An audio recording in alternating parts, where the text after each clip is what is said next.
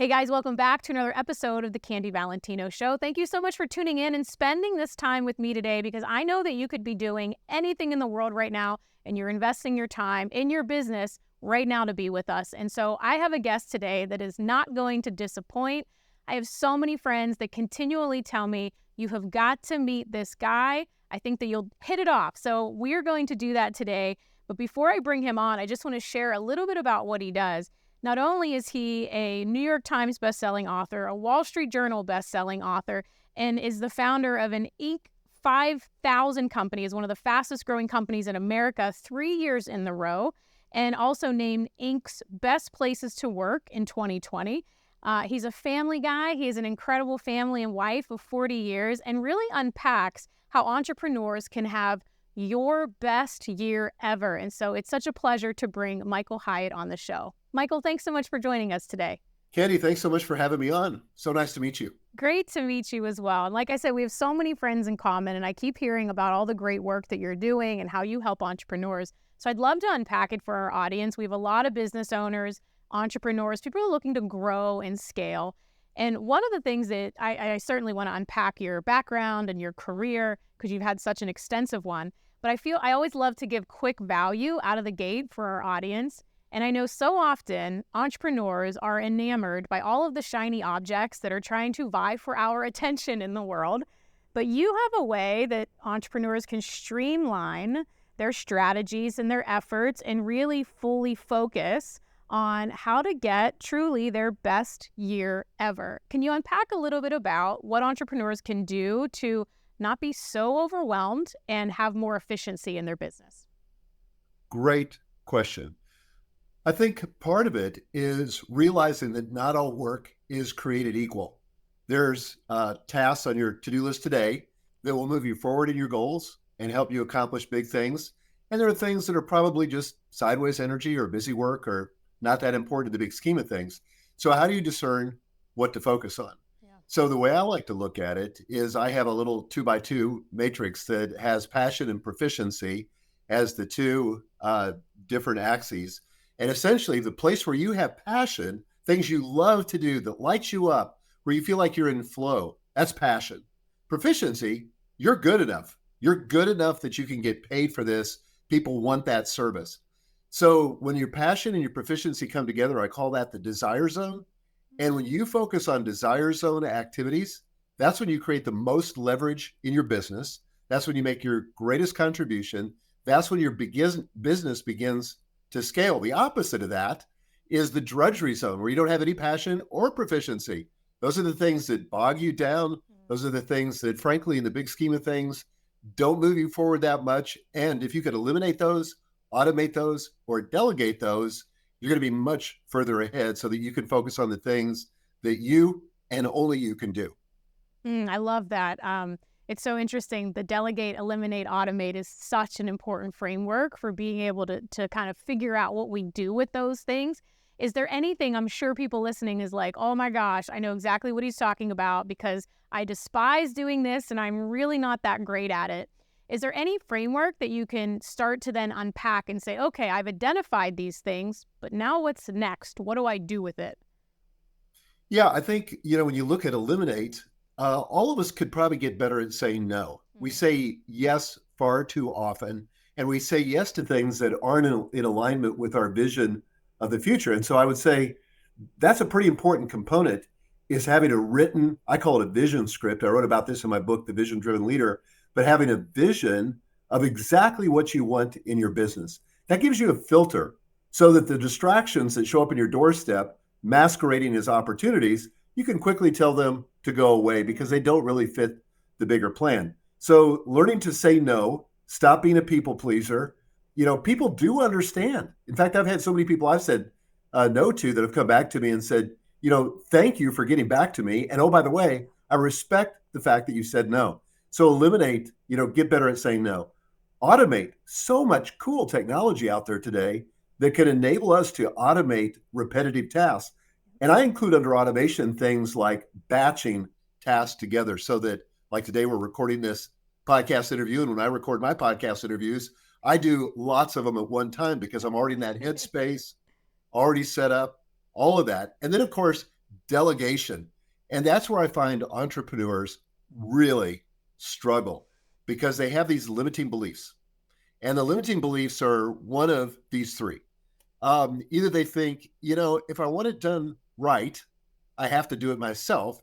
So they have a little bit, don't ask me how I know this, a little bit of inflated ego about how good they are and nobody else can come close in doing what they do best. Well, there's a lot of people out there that can do amazing things and sometimes better than you can do them. Another limiting belief that we have is it takes longer to teach somebody how to do this. I might as well just do it myself. Well, it's like any investment. You have to plant before you're going to reap. You have to invest before you're going to get a return on that investment. So explaining it the first time to somebody that you're delegating to, you're absolutely right. It takes longer that first time, but thereafter, you don't have to think about it again, or maybe just to monitor it. And then the final limiting belief that entrepreneurs sometimes have is I really can't afford the help. Well, if you think about how much your time's worth, and a simple hack for that is take what you anticipate making this year, what's your profit going to be, and then divide it by 2,000. So just to pick a round number out of the air, if you're going to make $1 million this year and you divided that by 2,000, your time's worth $500 an hour. So you got to ask yourself the question, that thing that you're about to do, would you pay somebody, not you, $500 an hour to do it? Well, if the answer to that's no, then it doesn't make economic sense to continue.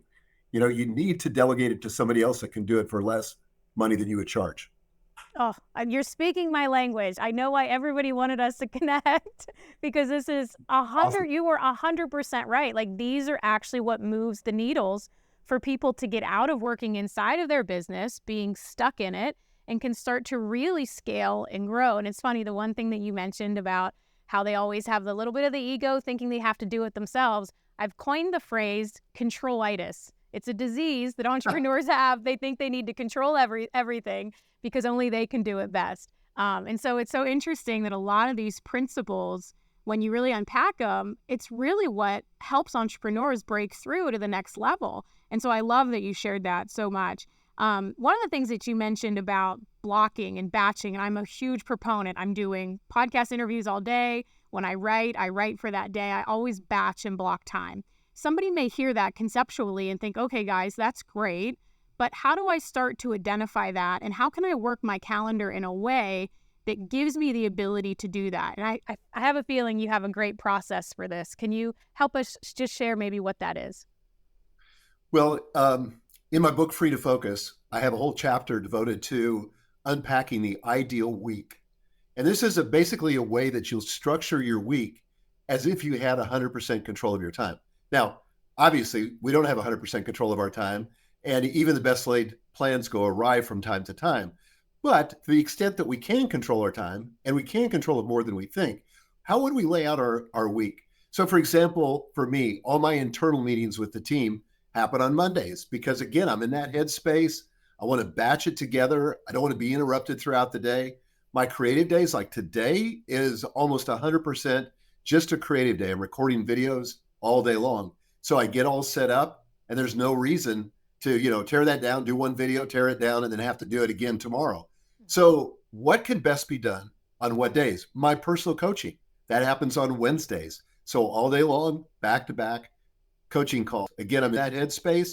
It becomes very efficient and very effective for me to manage my calendar. So I would just lay out all the various activities and say, what are the natural groupings here? And I would think with this three-part framework, I would think, first of all, there's activities that you do on stage. In other words, these are the things that people are paying you to do. It's what they see on the stage. But there's also the backstage preparation that has to take place too. In order to have a great performance on stage, you got to do your work behind the stage, and that's what that backstage time is. But here's a third category that a lot of entrepreneurs don't even know exists: off stage. And that's what your weekends are for. And I went through so many years where I didn't rest, I didn't rejuvenate, I was constantly strung out. And when you get tired and when you just go, you're not performing at your best. You're not your most creative. And in fact, everybody else around you looks dumber and dumber, but it might just be you. You might be the common denominator. Could be.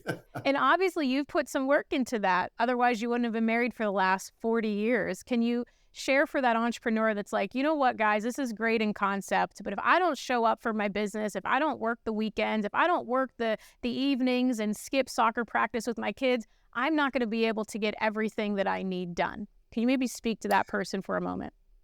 Yeah, absolutely. Well, let me just elaborate on where I'm at today, and then I'll go back and tell you about a giant screw up I made and what led to this. So, yeah, I've been married for 46 years, happily married for 46 years. I have 5 grown daughters. I have 10 grandkids. All my daughters live within 30 minutes. The 3 with kids live within 5 minutes of me, and all 10 grandkids live within 5 minutes of me. So we have a great family. We have a great life, but it wasn't always that way.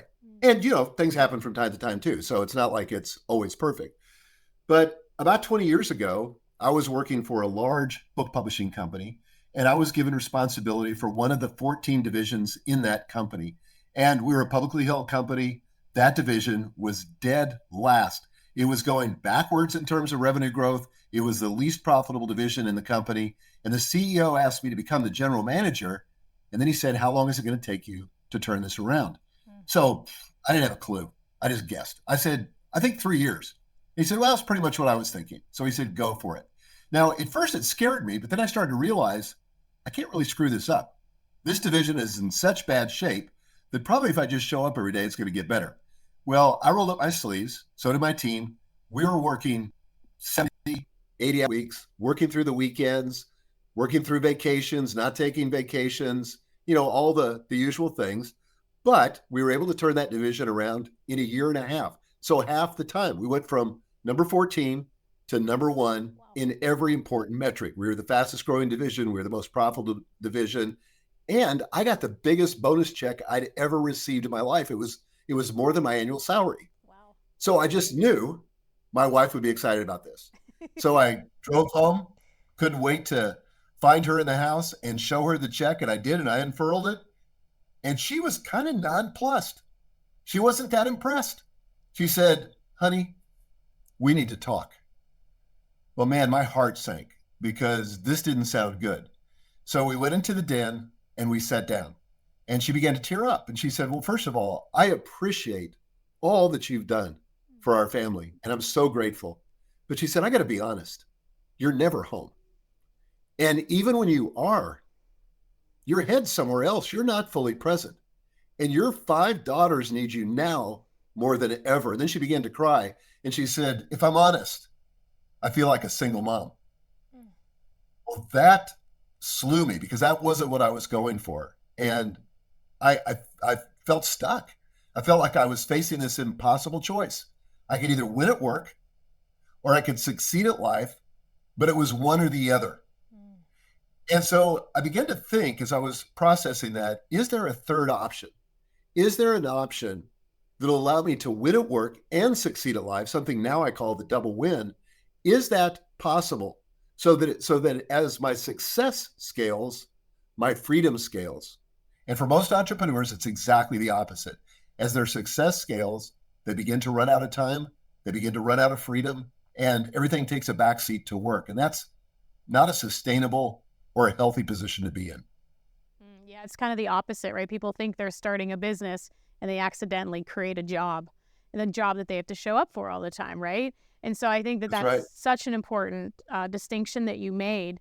And so you were on the other side of this, right? You get the biggest bonus that you ever had. You're telling your wife and didn't get the response that you thought you were going to get from that moment. What did you decide to do next? Right? Because in that moment, you could have been upset that she wasn't happy for what you did. And look, I worked so hard to provide for our family. But if you just took it in for a moment and felt and realized her feelings, what did you go and do next to right the ship? Yeah, well, first of all, I just kind of panicked. I was discouraged. I thought, man, I don't know any other way of being. And then finally, a friend of mine suggested that I hire an executive coach. And that ended up being a game changer because the first thing that this executive coach said to me, first of all, we worked on a life plan. So about a 3 to 5 page document where I kind of began to envision what I wanted, not just at work, but in the other areas of my life. And so then he said to me, he said, are you willing to put hard boundaries around your work so that they don't encroach upon the rest of your life? And I said, well, what do you mean? He said, are you willing to stop work at a specific time every night? He said, I don't care what time it is, but he said, are you willing to do that? Because my habit was I'd go home from work, grab a quick dinner with the family, crack open my laptop, and keep working. I mean, I was working all the time. So I said, yes, I'm willing to do that. And he said, so what time are you willing to be home and close the laptop and not open it till the next day? I said, I could do that by 6 p.m. So I'll be home at 6 p.m., leave the office at about 5:15, be home at 6 p.m. and not crack the laptop till the next morning. He said, great. He said, are you willing to not work on the weekends so that you can be there for your family and, oh, by the way, have a little life yourself? And I said, yes, I'm willing to do that. He said, now on vacations, he said, correct me if I'm wrong, but he said, most people I work with like you, they're people that get up early before the rest of the family gets up on a vacation and goes through a bunch of email just trying to keep up with the office. He said, are you willing to not do that? Whew, that was a hard one. I said, yes, I'm willing to not do that. He said, great. He said, then I'm sure you won't mind if I check up with your wife, Gail, periodically to see how you're doing. Wow. So that all of a sudden made it real. Wow. But that's what I did. And that changed everything. It wasn't perfect. I sometimes backslid, but man, it made a huge difference because it made room for my life. Wow. I'll tell you, the vacations early, I don't know that I would have been as easy to give that one up. I know it's tough. It's so tough because you feel like, well, everybody's sleeping anyway. It's like, let me just get these couple hours in before anyone notices. Wow, that was hardcore. Like, he didn't just take one, he really took all three. Now, to kind of tell us maybe a little bit more of that story, because the entrepreneur listening could be like, oh my gosh, my business would crumble if I did that. What happened as a result? You put significant boundaries. Some people won't even do one of those things. You did all three of them. What was the result in real talk? Did you have a decline? Did your team crumble apart? What happened as a result of that on the professional side? This is the most counterintuitive thing. When you have less time, you make better choices. It's like, you've heard Murphy's Law, or Parkinson's Law, that work expands to the time allotted for it. Well, Hyatt's corollary is that work contracts to the time allotted for it. So in other words, if I know that I've got to be leaving the office at 5:15, and if it's 3 o'clock and I look at my watch and I go, oh my gosh, I've only got a couple of hours before I have to leave. I don't have time for small talk. I don't have time today for scrolling social media. I need to stay focused. It forces you to prioritize and focus on the work that matters most. So the quality of my work went way up. I actually, all that time that I thought I was working, a lot of it, frankly, was goofing off or working on low-level activities or busy work that didn't make any difference in the results.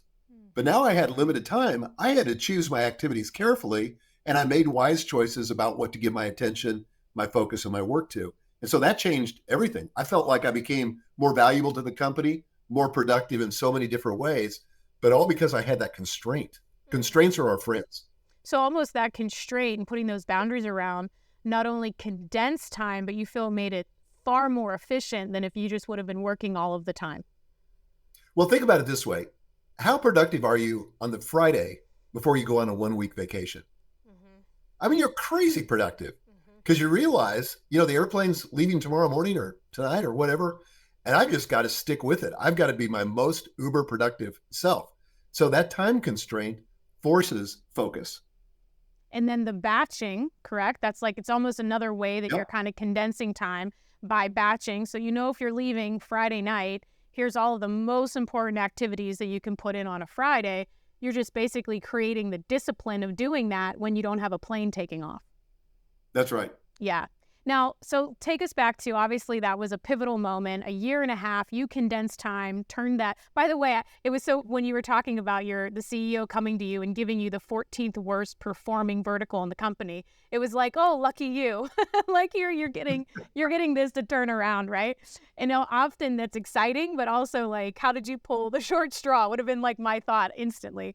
But you obviously did that in 1.5 years, did it in half the amount of time. What took you from that point to where you are today, authoring so many great books for entrepreneurs, Also know you have a product that I'd love for you to talk about that helps people lay out the next 10 years of their life, which I think is phenomenal. But what evolved in your entrepreneurial journey from going from a massive company in corporate to what you do now? Yeah, well, because I was more productive and more focused, and frankly, because I had a life outside of work, I was calmer, more confident, more fun to be with. I just steadily got promoted until I became the CEO of that publicly held company. It was Thomas Nelson Publishers. And so I was the CEO for 6 years. We took the company private. We ended up selling it to HarperCollins. I stayed on after the sale for a year as the chairman of the board. And then we were fully assimilated into HarperCollins. And I decided that this was my opportunity to do what I had dreamed about for so many years, which was to write and speak full time and to be able to build my own company. So that's what I did. I started this company. And one of the books that I wrote along the way, and I actually did it with my executive coach, Daniel Harkavy, I wrote a book called Living Forward, which was all about creating a life plan. And since that time, and the problem with when people think about a life plan, something that gives them deep sense of purpose, gives them a clear sense of where they're going in their personal life and in their professional life. That sounds like something everybody wants, but it's hard to do because not everybody's a writer. And so we decided we were going to take the friction out of it, gamify it, and make it fast, easy, and fun. So we've just introduced a new product into the marketplace called Life Focus. And it basically has a series of card decks where you're able, for example, when you identify your core values, who it is that you want to be on this journey called life, you flip through about 40 cards and you pick the ones that resonate. And each card, in fact, can I show it to you? Yes, please. I would love this. Okay, there it is. So it comes in this little box and then you open it up. There's a guidebook and then there's these decks of cards. So for example, here's the one on values. This one says peacemaking is a value, patience, but then it has like 4 synonyms also. So you separate these into 3 piles. So you put, the ones that resonate, you put the ones that don't resonate, you put the ones that are in between, and you go through the entire deck, and then you force the middle stack into one of the other stacks. So we do the same thing with mission statement and with your desired future. For example, the rest of these cards, each of these have to do with a different life domain. So this particular one has to do with love.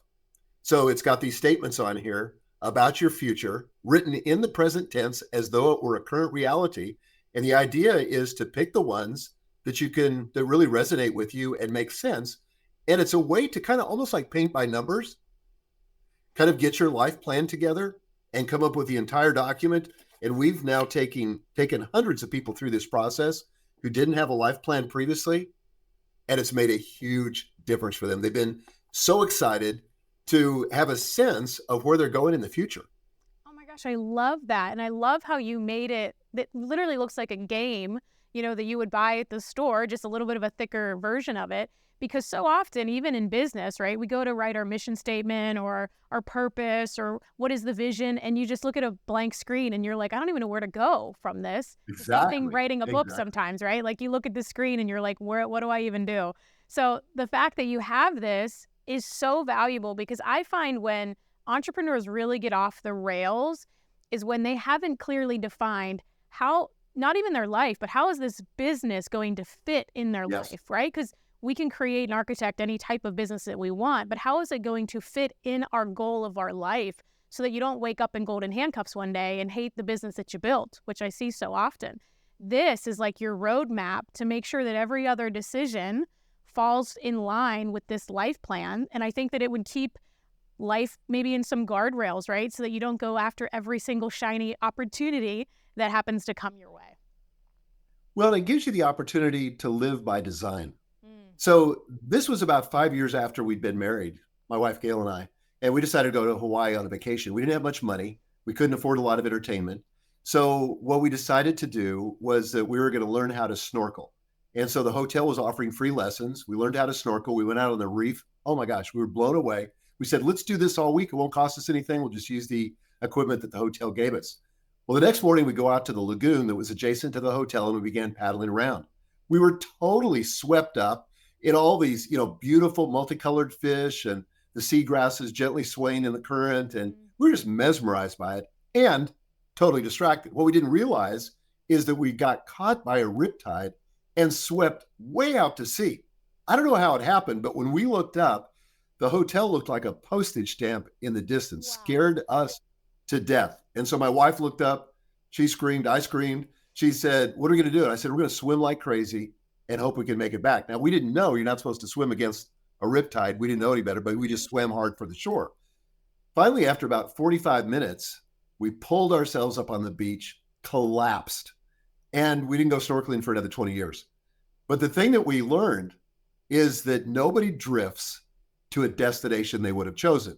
And most people are drifting through life, drifting through their business. They're not living by design. And when you drift, you never end up in good places. You only end up in bad places, health crises, relationship crises, a career or business crises. So that's what happens when you get your eye off the ball and don't live by design. So a life plan is a way of designing the outcomes. Again, life happens, not going to be perfect, but it goes much better when you have a plan than when you don't. So good. Oh my gosh. So much value there, guys. Pause and rewind that and hear that story and really apply that to the situation in your life and see if there's something that you're drifting away from, realizing that you're not there from intention. Thank you so much for sharing that. And thank you for your time here. My gosh, I realize why we're connected. I feel like I could talk to you forever. I just have one final question before we wrap up. This is a signature question that we ask on the show. And obviously you've had an expansive career, Michael. You've obviously been in publicly traded companies, privately traded companies, acquisitions, basically also building your own company. If you were to wake up tomorrow and every single thing that you've built, the money in the bank, the clients that you have, the social media following, the books, everything that you have is gone. Nobody's going to pick up your call because they don't know your name. The only thing you get to do is retain the knowledge that you've built throughout your career. And you have one chance to start to build it all back tomorrow morning. What would be some of the first things that you would do in order to start to get back?